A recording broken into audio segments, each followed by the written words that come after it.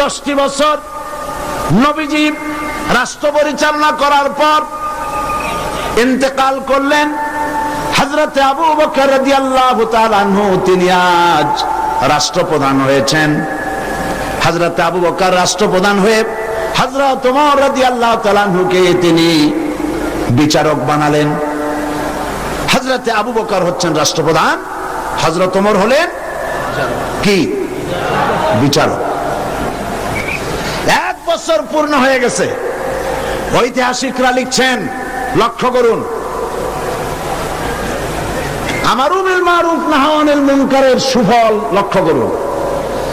হযরত ওমর 1 বছর বিচারালয় দায়িত্ব পালন করলেন জাস্টিস হিসেবে। ফামাকাসা আমান ফালাম ইখতাসিম ইলাইহি ইসনান। ঐতিহাসিকরা লিখছেন 1 বছর পূর্ণ হয়ে গেল, হযরত ওমরের আদালতে 2 জন লোক এমন আসলো না যে একজন আরেকজনের বিরুদ্ধে কোনো মামলা দায়ের করেছে। সুবহানাল্লাহ কইতে ইচ্ছে করে না? এমন একটা লোক এসে একটা মামলা দায়ের করে নাই। পৃথিবীতে কি কোনো দৃষ্টান্ত আছে যে 1 বছরের মধ্যে কোনো মামলা দায়ের হয় না? হযরত ওমর আবু বকর রাদিয়াল্লাহু তাআলা আনহুর কাছে এসে বলছেন, মা হাজাতা বি ইনদা কওমিল মুমিনিনা ইয়া খলিফাতা রাসূলিল্লাহ সাল্লাল্লাহু আলাইহি ওয়াসাল্লাম। হে রাসূলের খলিফা, এই কওমের জন্য বিচারপতির দরকারটা কি? তিনি জিজ্ঞেস করছেন, লিমাযা, কেন তুমি আমাকে এই প্রশ্ন করছো? তিনি শোনালেন যে আমার কাছে 1 বছর হয়ে গেল, একজন লোক এসে মামলা দায়ের করে নাই। হযরত আবু বকর বলছেন, এর কারণ হিসেবে তুমি কি মনে করো? কি কারণে তোমার কাছে কোনো বিচার আসলো না, একটা মামলাও দায়ের হলো না 1 বছরে? কারণটা কি? এবার শোনেন, কারণ বলছেন। কে বলতেছেন কারণটা? ওমর ফারুক রাদিয়াল্লাহু তাআলা আনহু কারণ বলছেন। কারণ কি? তিনি বলছেন, ও আমিরুল মুমিনিন, তুমি আমাকে এমন কওমের বিচারক বানিয়েছো যে কওমের দ্বীন হচ্ছে দীনুহুমুন নাসিহা, যেই কওমের দ্বীন হচ্ছে কল্যাণ কামনা করা। প্রত্যেক ব্যক্তি আরেকজনের কল্যাণ কামনা করে, কেউ শত্রুতা কামনা করে না।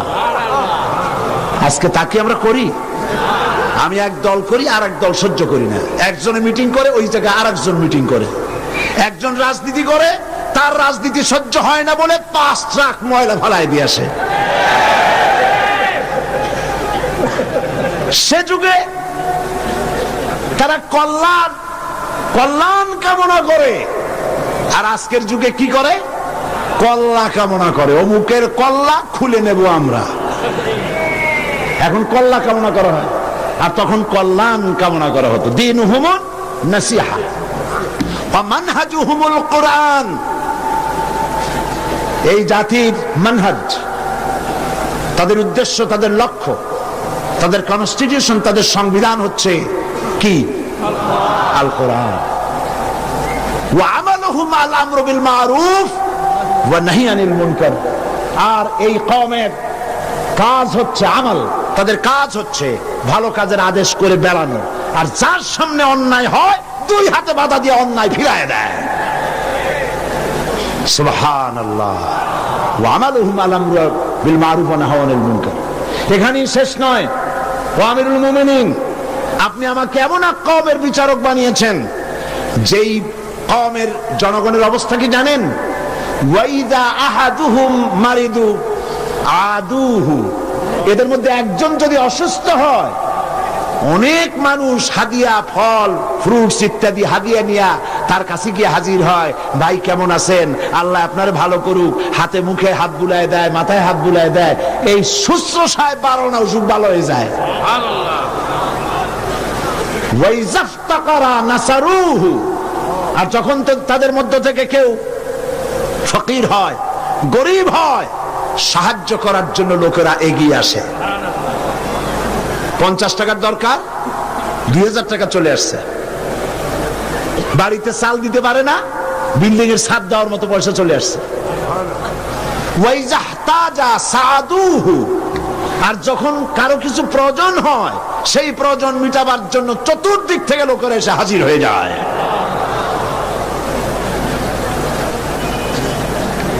কুল্লু ওয়াহিদিন মিনহুম ইয়ারিফু হাদ্দাহু ফায়াকিফু ইনদাহু। এর প্রত্যেক ব্যক্তি তার নির্ধারিত সীমা চেনে। যেখানে আল্লাহ রাব্বুল আলামিন যে জিনিসকে হারাম করেছেন, ওই হারামের বর্ডারে গিয়ে দাঁড়ায় যায়, হারামকে ক্রস করে না। ফায়াকিফু ইনদাহু, সেখানে দাঁড়িয়ে যায়। ফাফিমা হুম ইয়াখতাসিমুনা ইলাইয়া ইয়া খলিফাতা রাসূলিল্লাহ সাল্লাল্লাহু আলাইহি ওয়াসাল্লাম। সুতরাং এই জাতির জন্য বিচারকের দরকারটা কি? খামোখা সারাদিন আমি বসে থাকি, বিচারকের কোনো দরকার নাই। আহারে সুবহানাল্লাহ বলতে পারলেন না?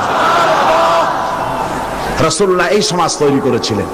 এই সমাজ জাতীয়তাবাদ, উগ্র জাতীয়তাবাদের মধ্য দিয়ে, সমাজতন্ত্রের মধ্য দিয়ে, ধর্ম নিরপেক্ষ মতবাদের মধ্য দিয়ে, আল্লাহর কসম এই সমাজের চেহারা আপনারা দেখতে পারবেন না।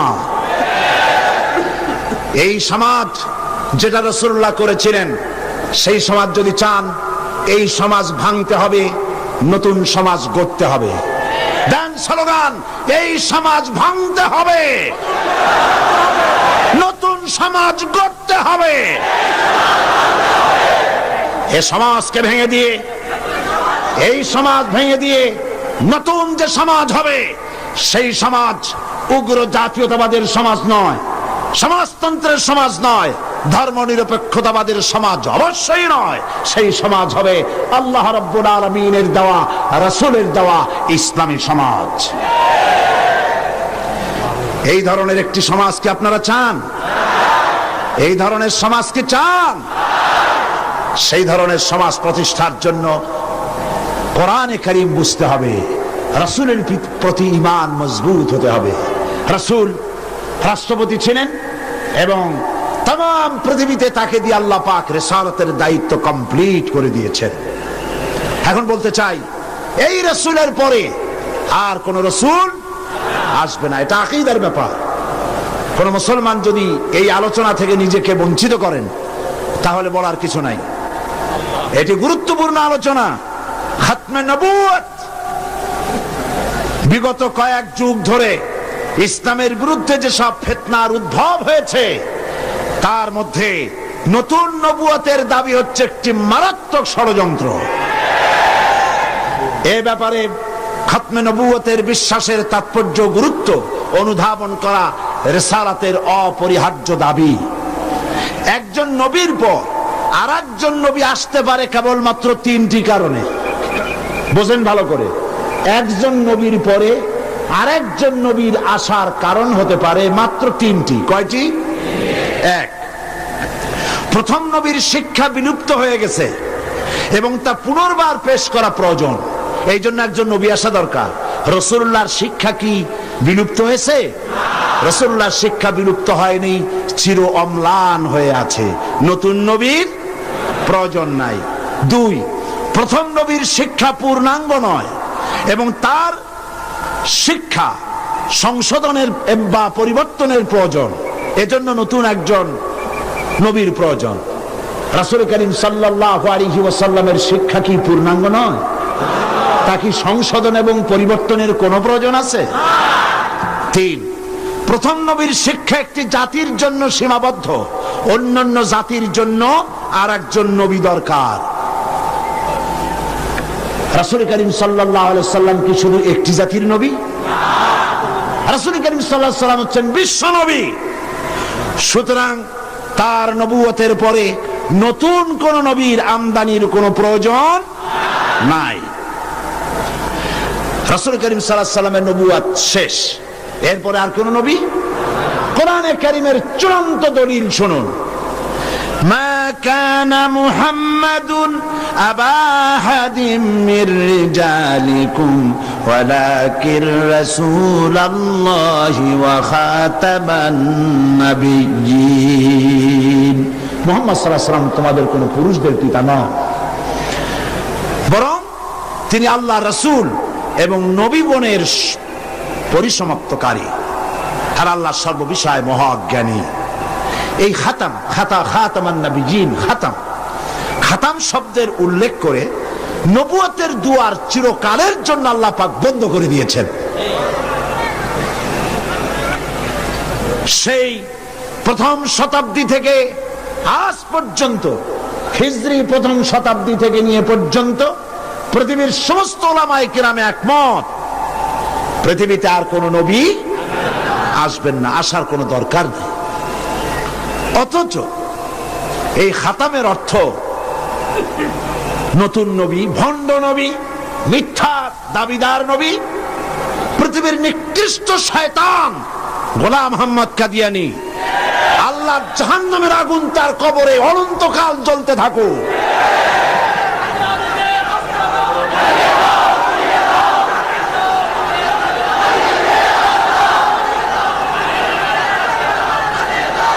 পবিত্র কোরআন মাজিদে খাতাম শব্দের অর্থকে সে বিকৃত করেছে। সে বলেছে খাতামুন নবিয়্যিন এর অর্থ হচ্ছে আফজালুন নবিয়্যিন, ওর বাপের মাথা। সে বলেছে আরো নবী আসতে পারে। আমি তার লেখা থেকে কোট করছি। গোলাম মোহাম্মদ কাদিয়ানী বলছে, ये बात बिल्कुल रोज रोशन की तरह साबित है कि आ हजरत सल्लल्लाहु अलैहि वसल्लम के बाद नबूवत का दरवाजा खुला है। দিবালোকের মতো এটা সত্য যে মুহাম্মদ সাল্লাল্লাহু আলাইহি সাল্লামের পরে নবুয়তের দরজা খোলা আছে। সে আরো বলছে, उन्होंने यानी मुसलमानों ने यह समझ लिया है कि खुदा के खजाने खत्म हो गए। उनका ये समझना खुदा ताला की कदर की ही ना समझने की वजह से है, वरना एक नबी क्या, मैं तो कहता हूं कि हजारों नबी होंगे। শয়তান কোথাকার। সে বলছে যারা বলে, অর্থাৎ মুসলমানেরা বলে আর কোন নবী আসবে না, এই কথা বলে তারা আল্লাহর ক্ষমতাকে সীমাবদ্ধ করতে চায়। আমি তো বলি এক নবী কেন, হাজার হাজার নবী আসতে পারে। তার বই আনোয়ারে খেলাফত 62 পৃষ্ঠা, সেখানে সে লিখছে, अगर मेरी गर्दान के दोनों तरफ तलवार भी रख दी जाए बाद और मुझे कहा जाए कि तुम ये कहो कि हजरत सल्लल्लाहु अलैहि वसल्लम के बाद कोई नबी नहीं आएगा, तो मैं उसे जरूर कहूंगा कि तू झूठा है, कज़्ज़ाब है, आपके बाद नबी आ सकते हैं और जरूर आ सकते हैं। সে বলছে আমার গর্দানের দুই দিকে যদি তরবারি ধরা হয় আর যদি বলা হয় যে নবী আর আসবে না মুহাম্মদ সাল্লাল্লাহু আলাইহি ওয়াসাল্লামের পরে, আমার গর্দান উড়ে যেতে পারে, তারপরেও আমি বলবো মুহাম্মদ সাল্লাল্লাহু আলাইহি ওয়াসাল্লামের পরে আরো নবী আসতে পারে। এবার ধরুন গোলাম মোহাম্মদ কাদিয়ানী তার বইয়ের মধ্যে লিখছে, कुल मुसलमान जो हजरत मसीह मऊद की बायात में शामिल नहीं हुए, खा उन्होंने हजरत मसीह मऊद का नाम भी नहीं सुना, वो काफिर है और दायरा इस्लाम से खारिज है। গোলাম মোহাম্মদ কাদিয়ানী তার আয়নায়ে সাদাকাত বইয়ের মধ্যে লিখছেন যে গোলাম মোহাম্মদকে যারা নবী মানে না অথবা তার নাম যারা শোনে নাই তারাও কাফের। নাউযুবিল্লাহি মিন যালিক। এরপরে সে আরো লিখছে মুসলমানদের ছেলে মেয়েরাও কাফের। তার বই আনোয়ারে খেলাফত 93 পৃষ্ঠায় লিখছে, अगर किसी गैर अहमदी का छोटा बच्चा मर जाए तो उसका जनाजा क्यों नहीं पढ़ा जाए, वो तो मसीह मऊद का मुनकर नहीं। मैं ये सवाल करने वाले से पूछता हूं कि अगर ये बात दुरुस्त है तो फिर हिंदुओं और ईसाइयों के बच्चों का जनाजा क्यों नहीं पढ़ा जाता है। দেখছেন কত বড় উল্লুক।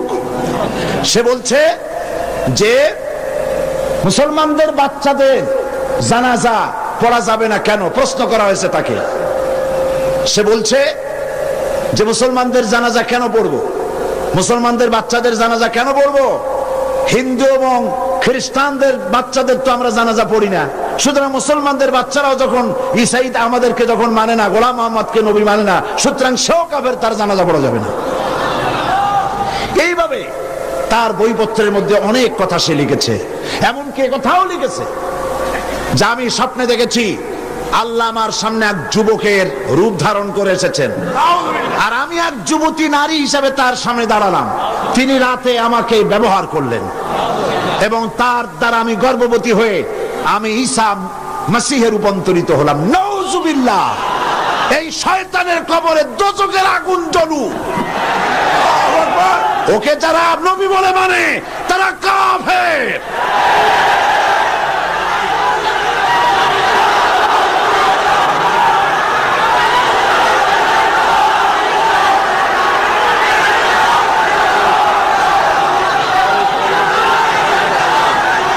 রাসূল করিম সাল্লাল্লাহু আলাইহি ওয়াসাল্লাম খাতমে নবুয়ত সম্পর্কে বলেছেন, ইন্না মাসালি ওয়া মাসালাল আমবিয়া মিন ক্বাবলি কামাসালি রাজুলিন বানা বাইতান ফাহসানাহু ওয়া আজমালাহু ইল্লা মাওদা'a লাবনাতিন মিন যাওয়াবিয়াতিন ফাজআলান নাসু ইয়াতুফুনা বিহি ওয়া ইউজিবুনা লাহু ওয়া ইয়াকুলুনা হাল্লা বুদিআত হাযিহিল লাবনা ফাআনা আল লাবনা ওয়া আনা খাতামুন নবিয়্যিন। বুখারী কিতাবুল মানাকিব। আল্লাহর নবী বলেন, একটি বিল্ডিং, সেই বিল্ডিং এর ভিতরে যদি একখানা ইটের অভাব থাকে তাহলে প্রত্যেকের চোখে ধরা পড়বে একখানা ইট নাই। যখন ইটখানা পূর্ণ করা হবে, বিল্ডিংটি পূর্ণ হয়ে গেল। নবীজি বলেন, নবুয়তের ইমারতে একখানা ইটের অভাব ছিল, রব্বুল আলামিন আমাকে সেই ইট হিসাবে জায়গা পূর্ণ করে নবুয়তের ইমারতকে কমপ্লিট করে দিয়েছেন।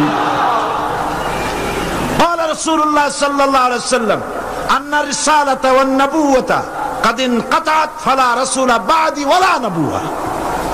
রাসূল করিম সাল্লাল্লাহু আলাইহি ওয়াসাল্লাম বলেছেন, রিসালাত এবং নবুয়তের দরজা কাট হয়ে গেছে, নতুন করে কোন নবী বা রাসূল পৃথিবীতে আর আসবে না। قال النبي صلى الله عليه وسلم لو كان بعدي نبي لكان عمر بن الخطاب رضي الله تعالى عنه। আমার পরে যদি কেউ নবী হতো অবশ্যই ওমরকে আল্লাহ পাক নবী বানায় দিতেন। قال رسول الله صلى الله عليه وسلم لا نبي بعدي ولا امه بعد امتي। আমার পরে আর কোন নবী নাই, আমার উম্মতের পরে আর কোন উম্মত নাই। রাসূল করিম সাল্লাল্লাহু আলাইহি ওয়াসাল্লাম বলেছেন, আন সাওবান রাদিয়াল্লাহু তাআলা আনহু আন্নাহু قال قال رسول الله صلى الله عليه وسلم وأنه سيكون في أمتي 30 كذبون كلهم يزعم أنه نبي وأنا خاتم النبيين لا نبي بعدي। رواه أبو داود كتاب الفتن। আবু দাউদ শরীফে এসেছে, রাসূল করিম সাল্লাল্লাহু আলাইহি ওয়াসাল্লাম বলেছেন, আমার পরে 30 জন মিথ্যাবাদী নবুয়তের দাবি করবে। মিথ্যাবাদী, কাযযাব, দাজ্জাল। অথচ আমার পরে আমি শেষ নবী, আমার পরে আর কোন নবী আসবে না। রাসূলুল্লাহ সাল্লাল্লাহু আলাইহি ওয়াসাল্লামের জীবনের শেষ ভাগে মুসাইলামা কাযযাব মিথ্যা নবুয়তের দাবি করলো। রাসূলের পরে যদি আর কোন নবী আসার গুঞ্জাইশ থাকতো তাহলে আপনারা বলেন, হুজুরের ইন্তেকালের পর সর্বপ্রথম যে যুদ্ধ হলো সেটা তো এই যুদ্ধই ছিল। মুসাইলামা কাযযাবকে গ্রেফতার করার জন্য, তার বিরুদ্ধে যুদ্ধ করার জন্য সমস্ত সাহাবায়ে কেরাম এক হয়ে গিয়েছিলেন। রাসূলের পরে আর কেউ নবী হবে এটা যদি বৈধ হতো তাহলে সাহাবায়ে কেরাম এই যুদ্ধে যেতেন না, ঠিক কিনা? তার বিরুদ্ধে যুদ্ধ করেছেন। সেই বেটা নবুয়তের দাবি করছে, লোকেরা কয় আপনি তো খালি নবী নবী করেন, তা আপনার ওহী কই? কয় যে দেখো কেবল না নবী হইলাম, একটু অপেক্ষা তো করবা।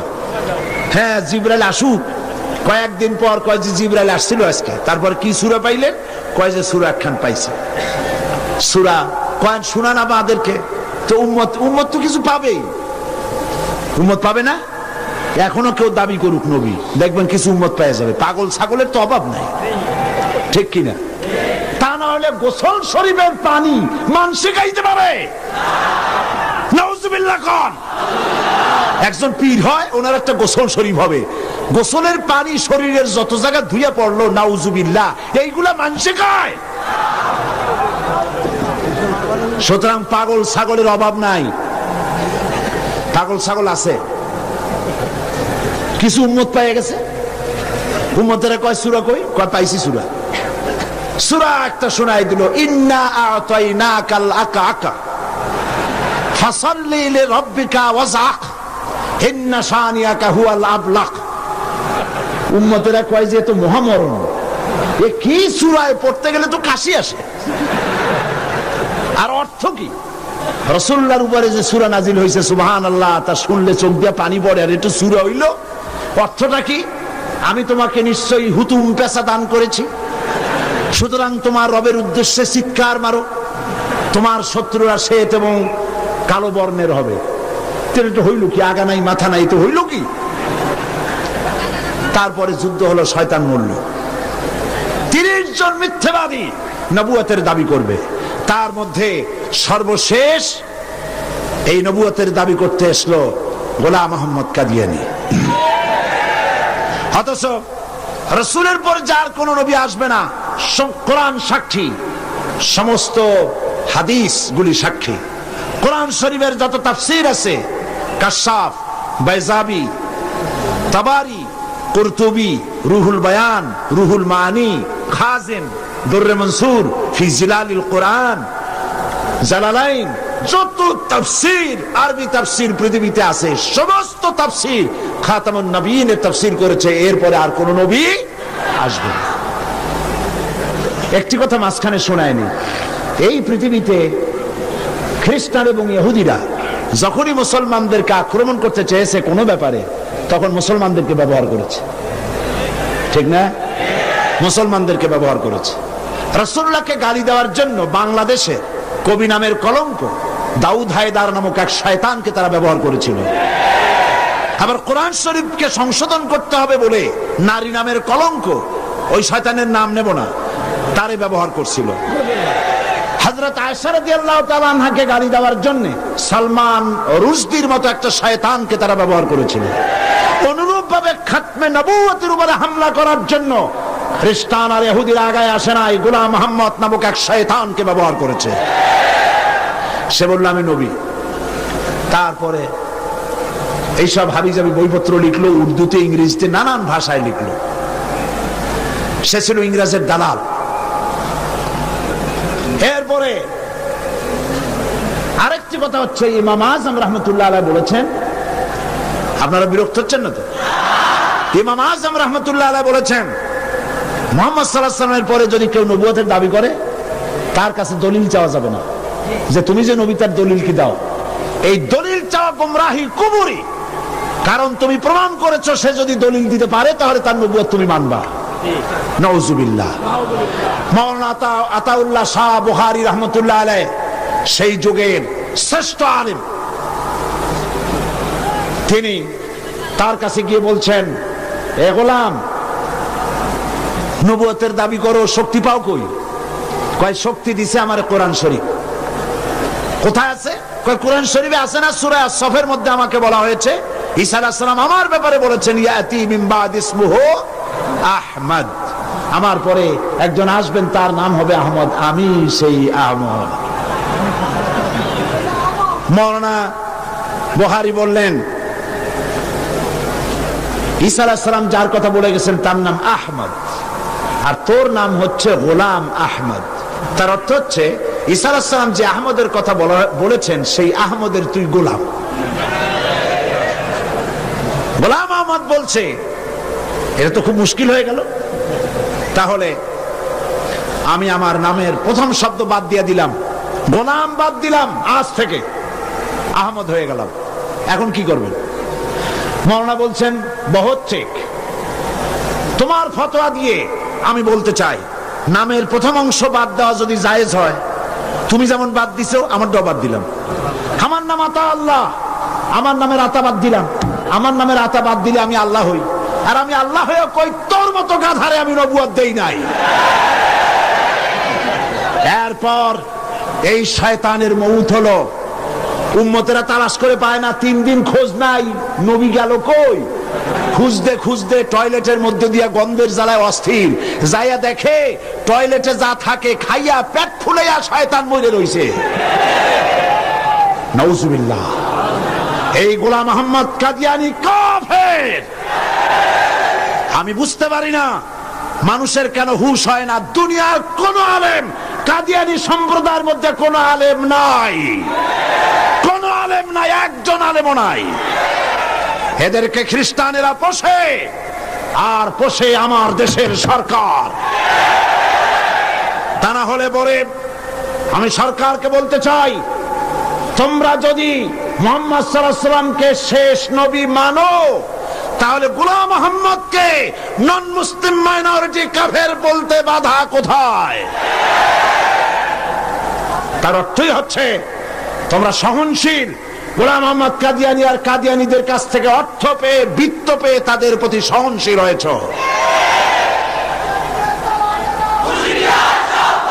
এই পৃথিবীর 18টি মুসলিম দেশ কাদিয়ানীদেরকে নন মুসলিম মাইনরিটি হিসেবে ঘোষণা করেছে। বাংলাদেশকেও করতে হবে। সেই সৌভাগ্য এই পোড়া কপাইলা সরকারের আছে কিনা আমি জানি না। বাংলাদেশের সমস্ত আলেম, সমস্ত পীর সব একমত, হিন্দুরা যেভাবে দেশে বাস করে স্বাধীন নাগরিক হিসেবে, বৌদ্ধ খ্রিস্টানরা যেভাবে বাস করে এবং নাগরিক সুবিধা গ্রহণ করে, কাদিয়ানীরাও সেভাবে নাগরিক সুবিধা ভোগ করবে। তবে নন মুসলিম মাইনরিটি হিসেবে ভোগ করতে হবে, মুসলমান নামে ভোগ করতে পারবে না। এবং কোন কাদিয়ানীর মসজিদ থাকবে না।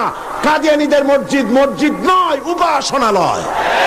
তাদের মসজিদের ইমাম হয় না, পুরোহিত হয়। তাদের উপাসনালয়ের ভিতরে পাওয়া গেল বোমা, ডিনামাইট। তাদের পুরোহিতদেরকে গ্রেফতার না করে, তাদের নেতাদেরকে গ্রেফতার না করে, আল্লাহর বান্দা এদেশের আলেমদেরকে গ্রেফতার করে পুলিশ রিমান্ডে নিয়ে নির্যাতন চালানো হচ্ছে। মনে রেখো, আল্লাহ বলেন, আমি সীমা লঙ্ঘনকারীদেরকে ঢিল দেই, দেখি কদ্দূর পারো। তারপরে যখন প্রান্ত সীমায় চলে যায়, ইন্না বাতশা রাব্বিকা লাশাদীদ, তোমার প্রভু যখন ধরেন, তোমার প্রভুর পাকড়াও সিরিয়াস হয়ে যায়। হাতের কাছে 100 টেলিফোন থাকলেও টেলিফোনের গায়ে হাত যাওয়ার আগে ব্লাস্ট ফায়ার হয়ে কলিজা উড়ে চলে যাবে। আল্লাহকে ভয় করো। কারে ভয় করো? চিল্লাও, কারে ভয় করো? আল্লাহ পাককে ভয় করো। কাদিয়ানীরা কাফের, তাদের কুফরি থেকে, তাদের অনিষ্টতা থেকে দেশকে বাঁচাও। আমি আজ আপনাদের সামনে কথা স্পষ্টভাবে বলতে চাই, মুহাম্মদ সাল্লাল্লাহু আলাইহি সাল্লামের খাতমে নবুয়তের উপরে ঈমান আনা আমাদের জন্য ফরজ। হুজুরের পরে আর কোন নবী আসবে না। আমার কথার ভুল অর্থ করার কোনো সুযোগ নাই, স্পষ্ট কথা বলছি। আমি আপনাদেরকে আরজ করব, আগামীকাল এই আয়াতের বাকি অংশ আপনাদের সামনে পেশ করব ইনশাআল্লাহ।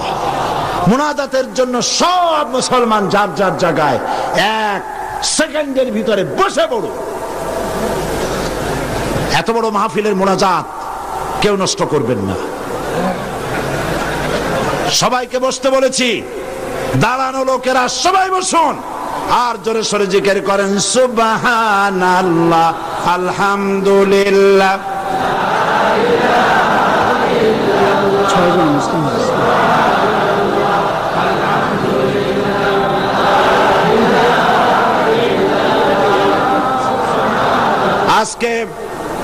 আজকে 6 জন অমুসলিম ইসলাম কবুল করার জন্য এসেছেন।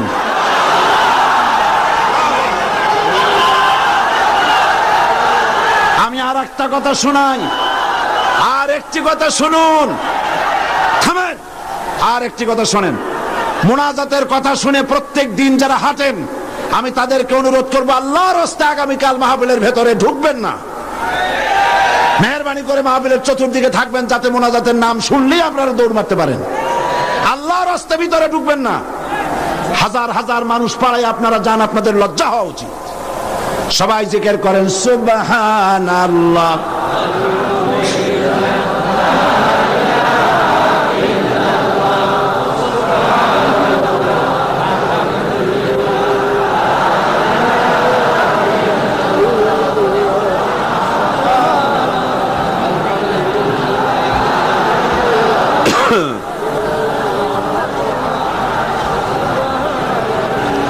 আজকে যারা ইসলাম কবুল করবেন তারা হচ্ছেন সুনীল কান্তি দাস, পিতা অর্জিত Kanti Das, B block road, Chandgaon, 5 লাইশ।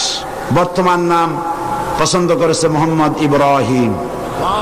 Shri মানিক চন্দ্র দাস, শ্রী মানিক চন্দ্র দাস, পিতা শ্রী কমলকান্তি দাস, 5 লাইশ।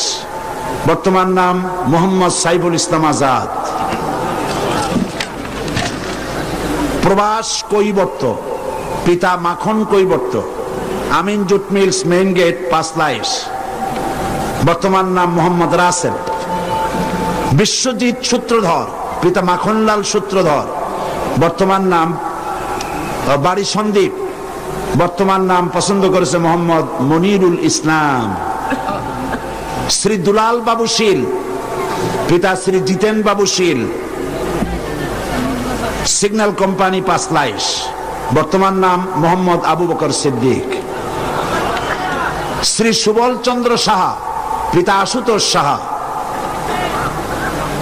খাগড়াছড়ি, ডাকঘর কুইসাপ কি গুইমরা, বর্তমান নাম পছন্দ করেছে মোহাম্মদ ওসমান গনি। আসুন হাত দাও, হাত দাও, সবাই সবাই হাত দাও, একটা একটা করে হাত দাও। হ্যাঁ হ্যাঁ, কাছে আসো একটু। লা ইলাহা ইল্লাল্লাহু মুহাম্মাদুর রাসূলুল্লাহ। আল্লাহ ছাড়া কোনো ইলাহ নাই, মাবুদ নাই, উপাস্য নাই। মুহাম্মদ সাল্লাল্লাহু আলাইহি ওয়াসাল্লাম আল্লাহর রাসূল। আশহাদু আন লা ইলাহা ইল্লাল্লাহু ওয়াহদাহু লা শারীকা লাহু ওয়া আশহাদু আন্না মুহাম্মাদান আবদুহু ওয়া রাসূলুহু। আমি সাক্ষ্য দিচ্ছি আল্লাহ ছাড়া কোনো ইলাহ নাই, মাবুদ নাই, উপাস্য নাই। তিনি এক, তিনি একক, তার কোনো অংশীদার নাই। আমি আরো সাক্ষ্য দিচ্ছি মুহাম্মদ সাল্লাল্লাহু আলাইহি ওয়াসাল্লাম আল্লাহর বান্দা এবং তার প্রেরিত রাসূল। এদিকে ফিরে সকলকে বলো আসসালামু আলাইকুম। আল্লাহর এই বান্দাগুলি, দাঁড়ায় থাকো, আল্লাহর এই বান্দাগুলি 6 জন বান্দা মুশরিক ছিলেন। এখন আমাদের তৌহিদ পন্থী কি? তারা আমাদের কি? তারা আমাদের ভাই। এখন তারা মাসুম, তারা বেগুনাহ। এই লক্ষ লক্ষ মুসলমানদের পক্ষ থেকে আমি তাদেরকে আলিঙ্গন করে ইসলামে স্বাগত জানাচ্ছি।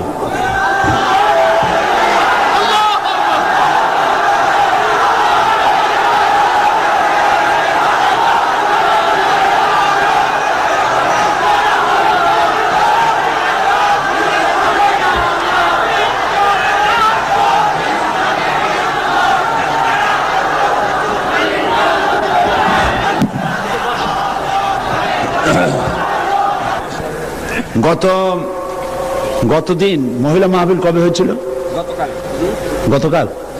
গতকাল মহিলা মাহফিলে এক বোন প্রশ্ন করেছিলেন যে বিন বাজ, আব্দুল্লাহ বিন বাজ, যিনি ইন্তেকাল করেছেন, সৌদি আরবের গ্রান্ড মুফতি এবং বর্তমান বিশ্বের শ্রেষ্ঠ আলেম, নওয়ারাল্লাহু মারকাদাহু ওয়া জাআলাল জান্নাতা মাসওয়াহু, আল্লাহ তাকে জান্নাতুল ফেরদাউসের মেহমান বানিয়ে নেন। অনেক বড় আলেম, উচ্চ পায়ার আলেম। তো সে বোন প্রশ্ন করেছেন যে তার এক কিতাব পড়েছেন তিনি, সেখানে লেখা আছে যে নামাজের নিয়ত করতে হবে না, নিয়ত যেভাবে পড়া হয় এইভাবে মুখে নিয়ত পড়া লাগবে না। এটা ঠিক কিনা আমার কাছে প্রশ্ন করেছেন। আমি প্রশ্নের জবাবে বলেছি যে বিন বাজ সারা পৃথিবীতে স্বীকৃত শ্রেষ্ঠ আলেম, সমস্ত ওলামা মহলের কাছে তাকে ওস্তাজুল ওলামা বলা হয়, ওস্তাজুল আসাতিজা বলা হয়। সুতরাং তিনি ভুল লেখেননি। আরবিতে যেভাবে আমাদের দেশে নিয়ত পড়া হয়, নওয়াইতু আন উসাল্লি লিল্লাহি তাআলা রাকাতায় সালাতিল, এই যে নিয়তটা আরবিতে আমরা পড়ি, এইভাবে হুজুর সাল্লাল্লাহু আলাইহি ওয়াসাল্লাম পড়েন নাই। সাহাবায়ে কেরাম এরকম পড়েন নাই। সুতরাং মনে মনে নিয়ত করা, নামাজের জন্য নিয়ত করা, সেটা যে ভাষাই হোক এটা চলতে পারে, মুখে ওইভাবে উচ্চারণ করা প্রয়োজন নাই। এই কথাটা বলায় একজন আমাকে লিখেছেন যে এটা নাকি আজকে টক অফ দ্য টাউন, সারা একেবারে শহরে এটাই হয়েছে যে নামাজের নাকি নিয়ত করা লাগবে না, কোনো জিনিসের নাকি নিয়তই দরকার নেই। মানুষ শোনে একটা, বোঝে আর একটা, বলে আর একটা। নিয়ত তো করতে হবে, কিন্তু মুখে ওইভাবে নিয়ত, মুখে উচ্চারণ করা এভাবে হাদিস শরীফে কোথাও নাই, রাসূলুল্লাহ সাল্লাল্লাহু আলাইহি ওয়াসাল্লাম করেন নাই, সাহাবায়ে কেরাম করেন নাই। সুতরাং এগুলো নিয়ে উল্টাপাল্টা মন্তব্য পেশ করার কোনো জরুরত নেই।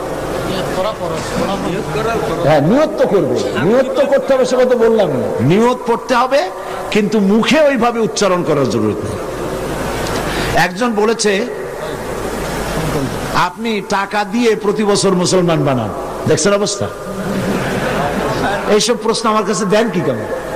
এদের জিজ্ঞেস করেন এই 6 জনের কাছে যে আমি কয় টাকা দিছি, আমি জিন্দিগিতে এদের দেখছি কিনা, এরা আমারে দেখছি কিনা। আল্লাহ হেদায়েত করুন। জি, তো আমি নিয়তের ব্যাপারটা পরিষ্কার করে দিতে চাই। প্রত্যেক কাজের নিয়ত করতে হবে। ইন্নামাল আমালু বিন্নিয়াত, নিয়তটাই হচ্ছে প্রধান। তবে মুখে উচ্চারণ করার যে রীতি চালু হয়েছে, এভাবে হাদিস শরীফে নাই। নিয়তটা করতে হবে, তবে এভাবে নয় যেভাবে আমরা করা বাধ্যতামূলক মনে করি। কথাটা পরিষ্কার হয়েছে কিনা? আলহামদুলিল্লাহ। এখন আরেকটি কথা আপনাদের সামনে বলতে চাই যে তাফসীরুল কোরআন মাহফিল, এই বিশাল জনসমুদ্র প্রতি বছর এখানে হয়। এই বছর রাজনৈতিক কারণে নানান অসুবিধা হয়েছে, যার কারণে মাওলানা শামসুদ্দিন সাহেব এবং তার সাথীরা আপনাদের খেদমতে, আপনাদের দুয়ারে দুয়ারে যেতে পারেন নাই, যেমন অন্য বছর যেয়ে থাকেন। হরতাল হয়েছে, বিক্ষোভ হয়েছে, মিছিল হয়েছে, নানান রকমের ক্রাইসিস হয়েছে, যার জন্য যেতে পারেনি। ফলে 21 লক্ষ টাকা যেখানে বাজেট, এই বাজেট তারা পুরো করতে পারেন নাই। অথচ এখানে যত লোক বসে আছেন সকলে প্রাণ খুলে, প্রাণ উজাড় করে সাহায্য করলে উনি নিশ্চয়ই ঋণগ্রস্ত থাকবেন না। আপনারা করবেন না তা? তাফসীরুল কোরআন মাহফিলকে ঋণ মুক্ত করতে প্রস্তুত আছেন কিনা? আল্লাহ পাক, আমি জানি আপনারা এটা করবেন, আর আল্লাহ পাক সমাজ কল্যাণকে মাকরুজ রাখবেন না, ইনশাআল্লাহ। আমরা বলি ইনশাআল্লাহ। আরেকটি কথা, সেটি হচ্ছে বাংলাদেশে এত বড় বই মেলা, ইসলামের পক্ষে এত বড় বই মেলা বাংলাদেশের কোথাও হয় না। আলহামদুলিল্লাহ বলবেন না? আলহামদুলিল্লাহ বলবেন না?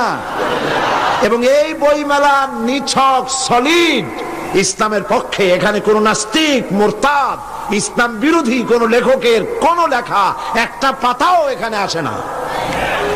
এটা সলিড ইসলামের বই মেলা। আলহামদুলিল্লাহ। আর বই কেনা একটা অভ্যাসে পরিণত করুন। বিবাহ শাদীতে থালাবাটি, ঘটি গ্লাস উপহার না দিয়া বই উপহার দিন। একটা বই একজনকে দেওয়ার অর্থ হলো ইসলামের একটা কর্মী তার সাথে দিয়ে দেওয়া, তার জীবনের পরিবর্তন এসে যাবে। বিবাহে তাফসীর হাদিয়া দেওয়ার অভ্যাস করুন।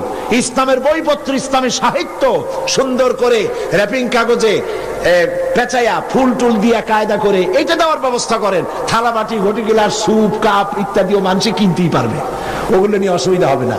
বই দিবেন, উপহার কি দিবেন? স্ত্রীকে দিবেন, মেয়েকে দিবেন, বোনকে দিবেন, সকলকে দিবেন। আমি চাই যত লোক এসেছেন প্রত্যেকের হাতে একটা করে বই দেখতে চাই। রাজি আছেন? তা 5 টাকা দামের বই হোক অথবা 200 টাকা দামের বই হোক, প্রত্যেকের হাতে বই নিতে হবে। বই হবে ইসলামী আন্দোলনের প্রতিকৃত। জোরে বলেন আমিন। তাফসীরুল কোরআন ফি জিলালিল কোরআন, সৈয়দ কুতুব শহীদ রহমতুল্লাহ আলাইহির 22 খণ্ডে এটা বাংলা পূর্ণ হয়ে গেছে। বলেন আলহামদুলিল্লাহ। এই তাফসীর এখানে এসেছে 5000 টাকার হাদিয়া, 22 খণ্ড। কিন্তু তাফসীরুল কোরআন মাহফিল উপলক্ষে মাত্র 3000 টাকা।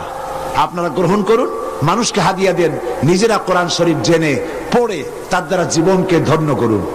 এবং রিসালাতের উপরে যে আলোচনা আমি করতেছি এই 2 দিন ধরে, এর উপরে আমার অত্যন্ত স্নেহের জনাব অধ্যাপক মফিজুর রহমান সাহেবের লেখা কোরআনের আয়নায় বিম্বিত রাসূলুল্লাহ সাল্লাল্লাহু আলাইহি ওয়াসাল্লাম, ইসলামী ছাত্র শিবিরের এটা পাঠ্যপুস্তক হিসেবে তারা গ্রহণ করেছে।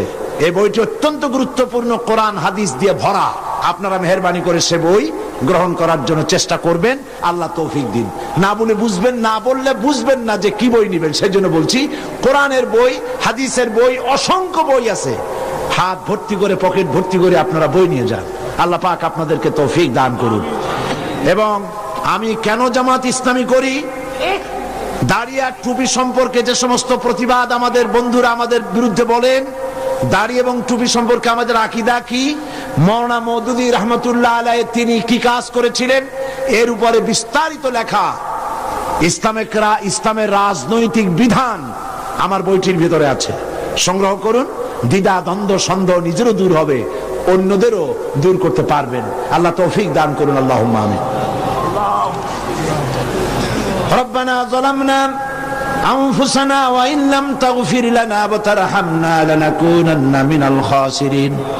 হে আল্লাহ তাআলা, লক্ষ লক্ষ মুসলমান নরনারী তোমার দরবারে হাত তুলেছি, মেহেরবানি করে আমাদেরকে গোমরাহি থেকে বাঁচাইয়া দাও, আমাদেরকে শিরক এবং বেদাত থেকে মুক্ত করে দাও। আয় আল্লাহ, তুমি দয়া করে আমাদেরকে সিরাতুল মুস্তাকিমে চলার তৌফিক দিয়া দাও। ইয়্যাকা না'বুদু ওয়া ইয়্যাকা নাস্তাঈন। পড়েন সবাই, ইয়্যাকা না'বুদু ওয়া ইয়্যাকা নাস্তাঈন, ইহদিনাস সিরাতাল মুস্তাকিম, সিরাতাল লাযীনা আন'আমতা আলাইহিম গায়রিল মাগদুবি আলাইহিম ওয়ালাদ-দাল্লিন। আল্লাহুম্মা লা মানি'a লিমা আ'তাইত ওয়া লা মু'তিয়া লিমা মানা'ত ওয়া লা ইয়ানফা'ু জাল জাদ্দ মিনকাল জাদ। সিত্রুল আরশ মাসবুলুন আলাইনা ওয়া আইনুল্লাহি নাযিরাতুন ইলাইনা বিহাউলিল্লাহি লা ইয়াকদিরু আলাইনা। আল্লাহুম্মা ইন্না নাজআলুকা ফি নুহুরিহিম ওয়া নাউযু বিকা মিন শুরুরিহিম। হে আল্লাহ তাআলা, এই শতাব্দীর শেষ তাফসীরুল কোরআন মাহফিলের আজ চতুর্থ দিন। আগামীকাল এই মাহফিল শেষ হয়ে যাবে, পরের দিন এই মাঠ খা খা করতে থাকবে। হায় আল্লাহ রাব্বুল আলামিন, প্রতি বছর এই চট্টগ্রামের মানুষেরা ঈদের মতো করে উৎসব করে, প্রত্যেকের বাড়িতে বাড়িতে মেহমান জমা হয়ে যায়। হায় আল্লাহ তাআলা, মানুষেরা দূর দূরান্ত থেকে ছুটে আসে। আল্লাহ, তুমি দয়া করে এই তাফসীরুল কোরআন মাহফিলকে এই দেশের ইসলামী আন্দোলনের মাইলস্টোন বানায়া দাও রব্বুল আলামিন। এই ইসলামী আন্দোলনের জন্য তামাম পৃথিবী বুকে কোরআনে কারীমের এই আওয়াজ তুমি পৌঁছায়া দাও। খাতমে নবুয়তের উপরে যে আলোচনা আমরা করলাম, এর উপরে আমাদের আকীদা মজবুত করে দাও। আয় আল্লাহ, কাদিয়ানী সম্প্রদায়কে আল্লাহ তুমি হেদায়েত করে দাও রব্বুল আলামিন। তাদেরকে এই বাংলাদেশে তারা যে মুসলমানদের বিরুদ্ধে ষড়যন্ত্র করছে, তার মোকাবেলায় আল্লাহ তুমি দয়া করে মুসলমানদেরকে সাহায্য করো রব্বুল আলামিন। আগামীকাল আখেরি মোনাজাতে তোমার বান্দা বান্দীদেরকে চতুর্দিক থেকে মিছিল সহকারে তোমার নামের স্লোগান দিতে দিতে মানুষের উত্তাল ঢেউ এই জায়গায় তুমি সব পৌঁছাইয়া দিও। এই মাঠ তোমার বান্দাদের পদভারে শেষ দিনে সংকীর্ণ হয়ে যায়। আল্লাহ, তুমি আপন কুদরতে এই মাঠকে বড় করে মানুষের ব্যবস্থা করে দিও রব্বুল আলামিন। তোমার কুদরতি নিজাম দিয়ে এই মাহফিল পরিচালনা করে দিও। হায় আল্লাহ পাক, এই মাহফিলে জাতি, ধর্ম, দল, মত নির্বিশেষে লোকেরা তোমার কোরআন শুনতে আসেন। আল্লাহ পাক, তোমার কাছে বিনীতভাবে ফরিয়াদ করি, যেই দলের লোক হোক না কেন, কোরআনের হেদায়েত সকলের নসিবে তুমি দিয়ে দিও রব্বুল আলামিন। তুমি দয়া করে আগামীকাল যে আলোচনা করলে মানুষের জন্য হেদায়েত নসিব হবে, সেই আলোচনা আল্লাহ তুমি আলোচকদের মুখে এনে দিও। হে আল্লাহ রব্বুল আলামিন, এই মাহফিলে দয়া করে মেহেরবানি করে যত লোকে টাকা দিয়েছে আর দেবে, আল্লাহ তুমি সকলকে মেহেরবানি করে এই সমাজ কল্যাণকে সাহায্য করার তৌফিক দান করে দিও। ইসলামী বই পুস্তক যারা নিয়ে এসেছেন কষ্ট করে, আল্লাহ তাদের কামাইতে বরকত দান করে দিও। ইসলামের এই জিহাদে অংশ নিয়েছেন লিখুনি দিয়ে, কলম দিয়ে যারা, আল্লাহ তুমি তাদের প্রতি রহম করো। সমস্ত মুসলিম জনগণকে কোরআন হাদিস আর ইসলামী সাহিত্য কিনে পড়ে সেই অনুযায়ী আমল করার তৌফিক দিয়ে দিও। ربنا تقبل منا إنك أنت السميع العليم وتب علينا إنك أنت التواب الرحيم سبحان ربك رب العزة عما يصفون وسلام على المرسلين الحمد لله رب العالمين واجعل آخر كلمة عند الموت لا إله إلا الله محمد رسول الله. السلام عليكم ورحمة الله.